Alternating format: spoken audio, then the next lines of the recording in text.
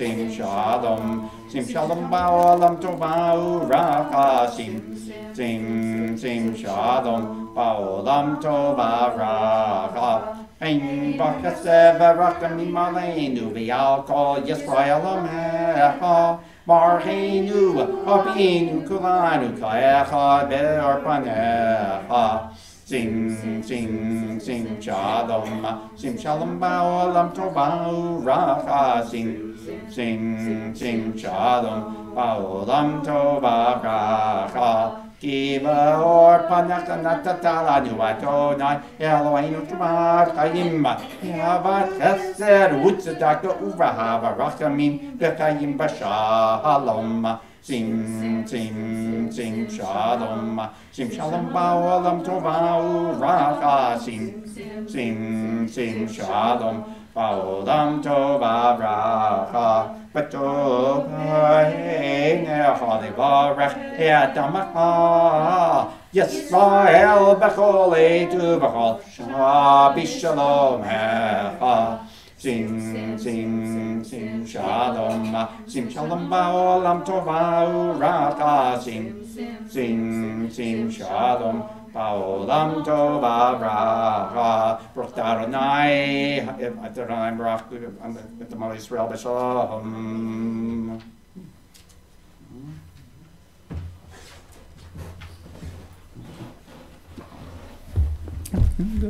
Please be seated. Yep. And on page 377, let's read the middle paragraph together.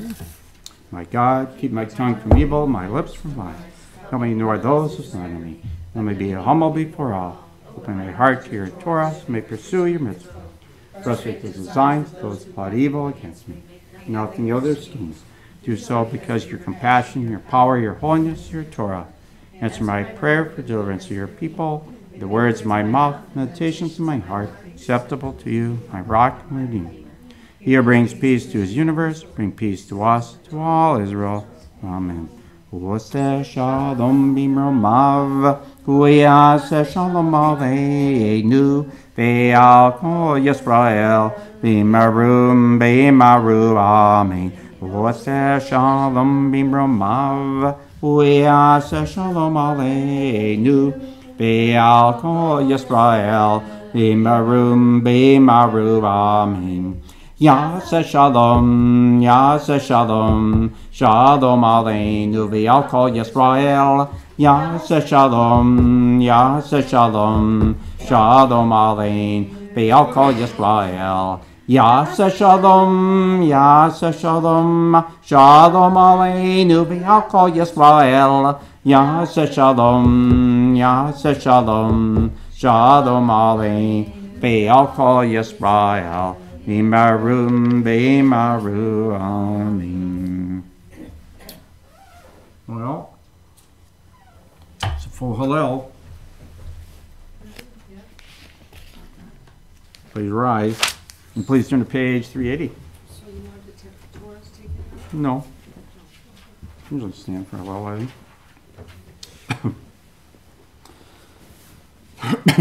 Baruch Adonai Eloheinu melech haolam asher kedeshanu b'mitzvotav v'tzivanu likro et hallel avdei Adonai makim b'mei aparta me'eshpot yerim avion hoshivim nidivei hamo Moshivi Akeret Abayit Moshivi Akeret Abayit Imadamim say hallelujah.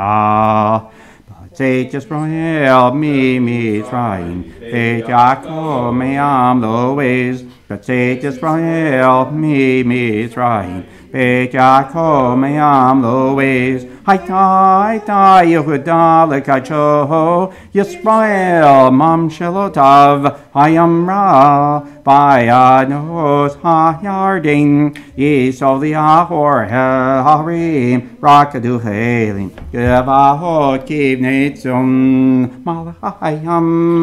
malachayam Titanus, Titanus, Ayarding, dissolve the ahor,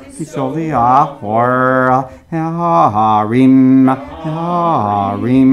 Terkaduchelim, Gabahot, Kipnetzon, Milifne Hadon, Uliaret, Milifne, Elohayakov, Hafi Hatzur, Agamayim, Lamish, Lamaino Mayim, Lolandu. Yisrael Batak Baronai, as Rama Minam Hu, Bitarom Bitu Varonai, as Rama Minam Hu, Yireronai Bitu Varonai, as Rama Minam Hu, Adonai Zacharanu Yivarech, Yavarech et Beit Yisrael, Yavarech et Beit Aharon, Yavarech Yirei Adonai, Hakatanim, Imagetolim, Yosef Adonai Alechem Bial Penechem, Baruchim Atem Adonai, Ose Shamayim Ba'aretz Shamayim Ladonai Ba'aretz Natan Libnei Adam Lo Ametim Hallelujah Velo Kol Yerdei Duma V'Anachnu Nevareya Me'ata V'Ad Olam Hallelujah Abti Kishma Adonai, et Alech B'Yonai Broto Dahim, Natiki Adader, Ani Timiod, Ani Martiv Havzi, Kol Adam Gozer, Mashiv Lanai Tombi Lachi Alahai. Lechayas Ba, Zebato Dashim Adonai Kra, Yerai Adonai Shalim, Nekdat Na Lachalamo, Patzrot Bet Adonai, Tohihi Shalayim. Hallelujah. Hallelujah, Adonai. Go, goyim, shabachu, koumim, ki gavar aleinu, chasto vehemet, emet Adonai, leolam, hallelujah. Hodu, Adonai, Ki tov ki leolam ki leolam asto Yammarna Yisrael ki leolam ki leolam asto Yamruna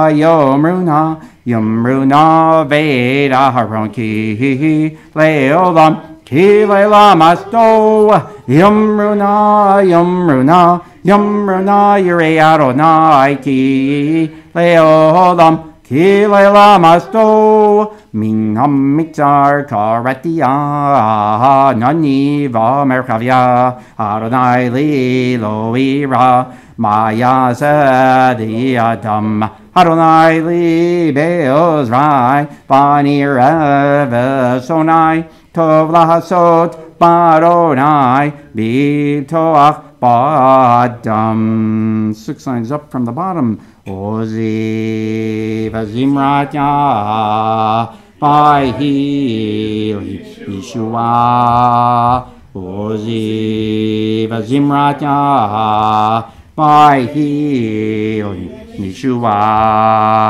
Ozi vazimratya Vayhi Yeshua. Ozi v'zimratya Vayhi Yeshua. Ozi v'zimratya Vayhi Yeshua. Ozi v'zimratya Vayhi Yeshua. Pituli Share Tzedek Avovam Moriah. Pituli Share Tzedek Avovam Moriah. Zashar Lahadonai Sahadik Kim Yavovo. Zashar Lahadonai Sahadik Kim Yavovo. Odecha Kianitani Bati Lili Shua. Odecha Kianitani Bati Lili Shu. Aven Masu Abonim Haita the Rosh Pina. Aven Masu Abonim Haita the Rosh Pina. V'yektaronai Haita Zot. Hi nifla b'yeinenu. V'yektaronai Haita Zot. Hi nifla b'yeinenu. Zehayom Masaronai. Nagila Nismahavo. Zehayom Masaronai. Nagila Nismahavo. Hannaronai Oshiatna. Hannaronai Oshiatna. Hannaronai Oshiatna. Hannaronai Oshiatna. Hannaronai Tzichatna. Hannaronai Tzichatna. Hannaronai Hatzichana. Hannaronai Hatzichana. Baruch Shem Adonai. Kilchat Dorish Maria Zamer Kimelam Haralam Atal Baruch Ataronai Melech Mechal Batish Bachor. Please be seated. And there you have it. Baruch to you. Baruch to you. Yeah, well, you're going to get depressed now. Oh, no. Go ahead. It's been a roller coaster lately. Because we have a Megillah to read. Oy! Vay's Mir. Oy! Ecclesiastics? Oh, we're reading the Megillah. We're doing it. This is a participative Devar today. Page 794. Which book? And we're not reading the whole Megillah. It's just, we've done this before. And this is just, it's not the entire book of Ecclesiastes. So, page 794, we'll read responsibly. Okay. Pages, that's not too bad. Yeah, it's not the whole Megillah, but it's part of the Megillah. We can do it. Where Page, do you find Ecclesiastes? Where do you? In the Bible. it's a separate It's in Megillah scroll. It's a separate scroll. It's in the Tanakh. It's not in Eitz Chaim. No, but we've got it in the library. Yeah. But it's one of the 5 Megillot, right? yeah. It's, Some it's right on. Bibles have it at the end in all Hebrew. Yeah, I'm sure. Oh, yeah, well, This one has it in all. I choose to do English today, Greg. Thank you. What? Thank you. I prefer English. And then we'll all chime together for the Pete Seeger song. Yeah. Yes. Okay. All right. Yes. And actually, some debate, I don't know, I guess, it's written by Kohelet. Rabbinical scholars say it was Solomon, but then more commentators think it was some king of Jerusalem, not Solomon, but whatever. Somebody who's looking at life, and we'll talk about later in the Devar song. So, futility, utter futility, said Kohelet. Vanity of vanities, said Kohelet. Vanity of vanities, all is vanity. However, or useless, all is useless. That's how, second pair, that's how it starts out. What do we gain by all of our toil under the sun? Generations come and go. The earth remains the same forever. All the streams flow into the sea. The sea is never full. What has happened before shall happen again. There is nothing new under the sun. As Wisdom grows, vexation grows. Learning is futile and revelry is mad. Yes, acquiring wealth and possessions is futile.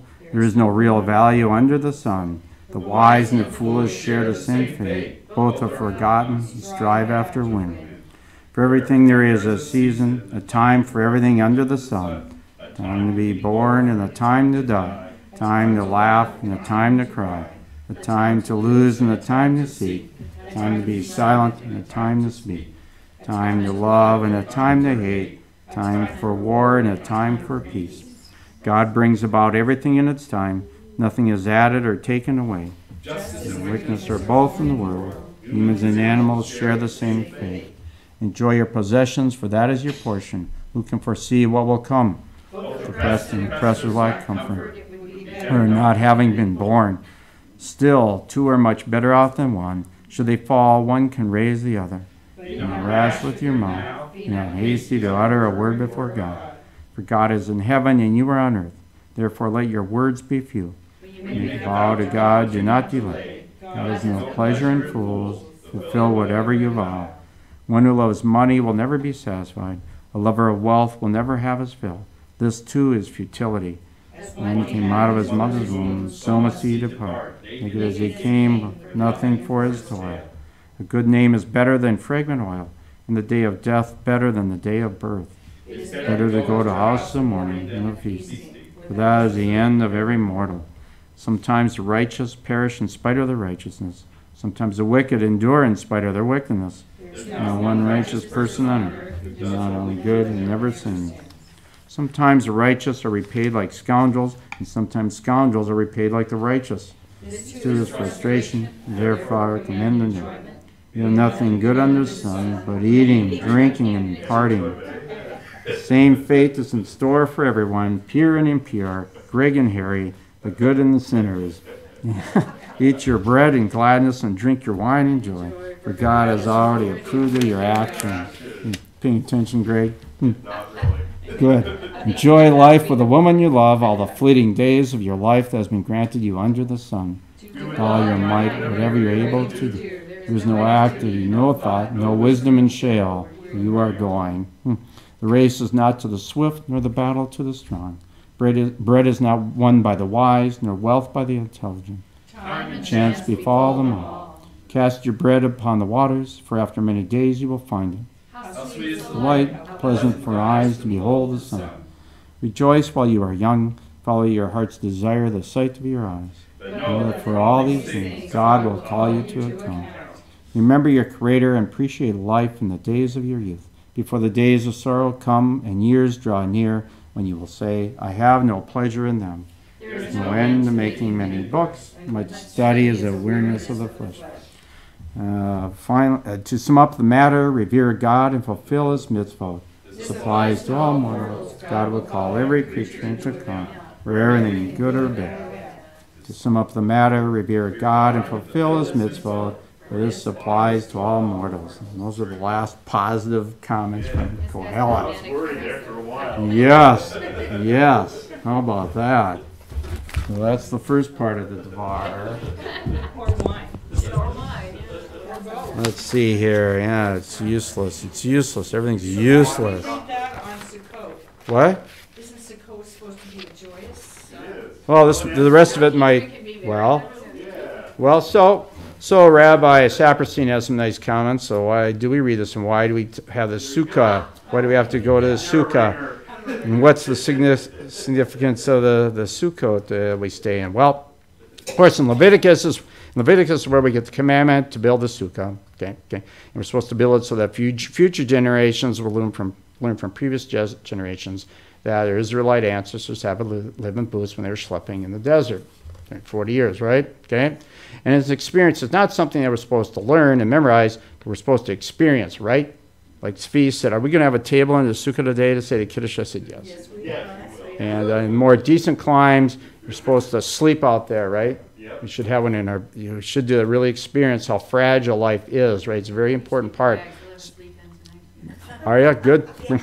Me? You're better than me. But we are. But the point here is, right, we are supposed to do it. So we're supposed to experience not only a lesson from the past, but the rabbi says it's a message of ongoing significance today and in the future.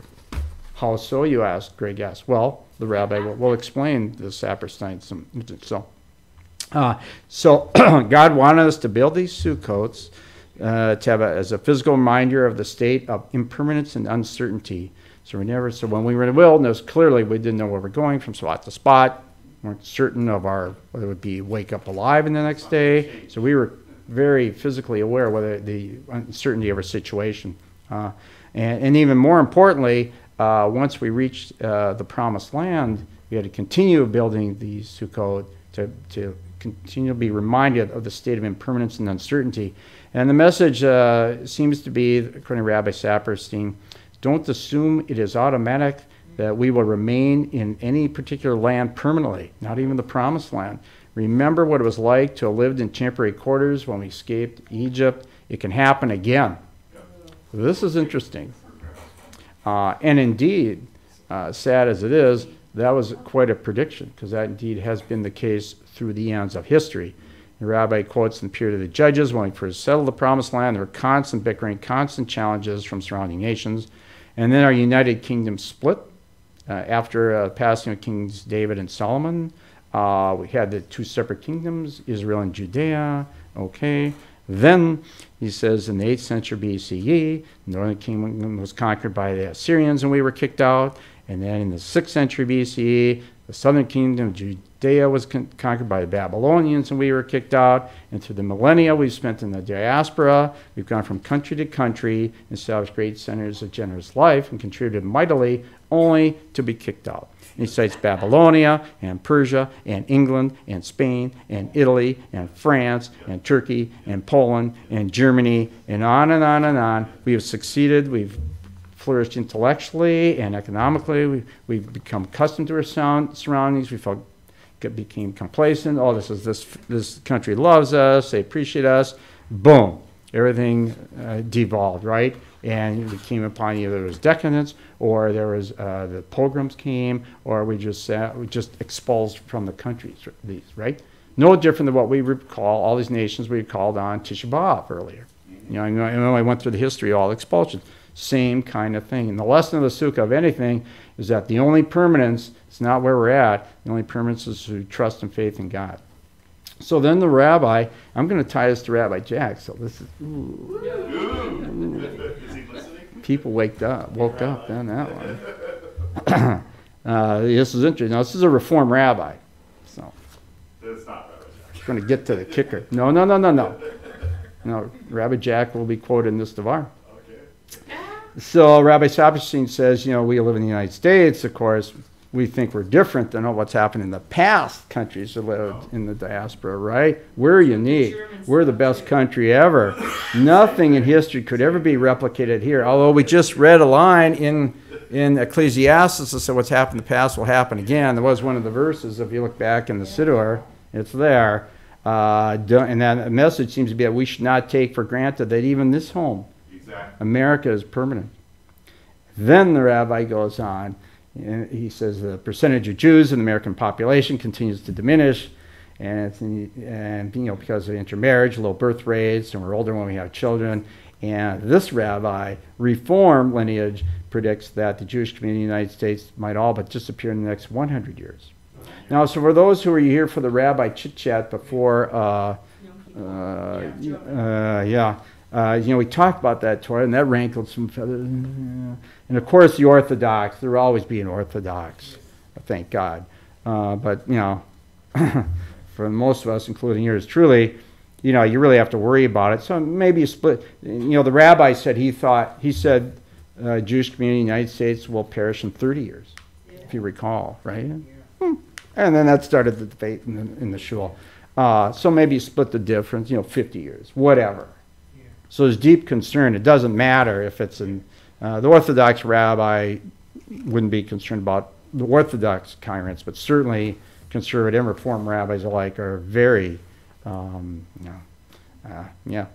about it. The only hope that Rabbi Saperstein has is that, at least by being aware of this, and we understand the message of impermanence that we've learned. We learned that in Kohelet. We learned it because we have to build the Sukkah. Can we, hope to make, things different, but even as dismal, as it all looks. Now, in this other Rabbi Kratkin, he says during Yom Kippur we recite that prayer Unatana Tokef, and of course that in that when we recite that, we hope that those who've done good will live and those who have done bad will be perished. It's really kind of black and white when we do that. And this rabbi, Michelson, says that Kohelet is the first major source to struggle with that theology, because clearly when we read the Megillah, bad things happen to good people and good things happen to bad people. It even says so pretty clearly. What happens when that when we face that, we all face that in the world. We can go into the depths of despair and depression and question the usefulness of what the heck we're doing, and in effect become Kohelet, right?